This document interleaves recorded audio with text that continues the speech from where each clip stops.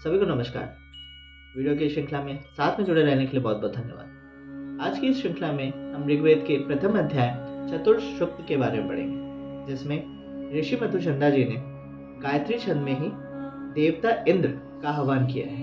अभी तक अगर आप देखेंगे तो पीछे पुराने तीन सूक्तों में देवता अग्नि, देवता वायु, देवता अश्विनी सरस्वती जी का आह्वान किया गया था। आगे से देखा जाए, देवता अग्नि यानी कि फायर, देवता वायु यानी कि एयर, देवता सरस्वती और देवता अश्विनी यानी कि धैर्य और बुद्धि के देवता, और चौथे सूक्त में ऋषि मधुचंदा जी ने देवता इंद्र का आह्वान किया। अब अगर समझने की कोशिश किया जाए, इंद्र देवता को हम देवों के राजा के नाम से भी जानते हैं। अब उन्हें देवों के राजा क्यों जानते हैं और उनकी शक्तियां किस तरीके से हमारी पौराणिक कथाओं में बताई गई हैं।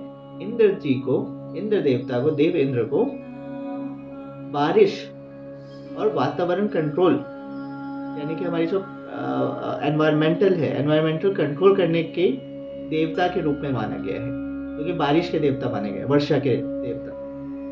अब अगर आप इसे समझने की कोशिश करें, जो हमारे ऋषियों ने हमें वेदों के द्वारा हमें समझाने का प्रयत्न किया है और उनका आह्वान करने का प्रयत्न किया है, ऋषि मधुचंदा जी ने देवता इंद्र का आह्वान सिर्फ और सिर्फ इसलिए किया है क्योंकि देवता इंद्र प्रकृति के देवता है। यानी कि अगर वाटर साइकिल की हम बात करें साइंस में, ठीक है, कि जैसे बारिश पड़ती है जमीन के ऊपर, जमीन से फिर वो इवेपोरेट होती है और फिर वो क्लाउड में जाती है और फिर साइकिल बनता है। जैसे हमारा धरती भी सूखा रहता है, नहीं रहता है, पानी रहता है।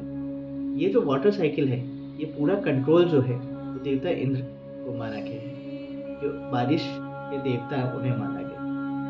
जितने भी प्राकृतिक क्लाइमेट चेंज होता है उसके देवता को देवता इंद्र माना गया, इसलिए क्योंकि प्रकृति मूल है हमारे जीवन का। उसी से हमें जल, वायु, अग्नि सब मिलता है, इसलिए उसे मूल कहा गया। इसलिए देवता इंद्र को देवों के राजा यानी कि सारे देवता इज बेसिकली द रिसोर्सेस जो कि एक ह्यूमन बॉडी को चाहिए होता है, एक ह्यूमन को, एक इंसान को उसके सर्वाइवल के लिए चाहिए, उन सभी को देवों के रूप में उद्बोधन किया गया है हमारे वेदों में, और उन्हीं के देवता को देवता इंद्र कहा गया है।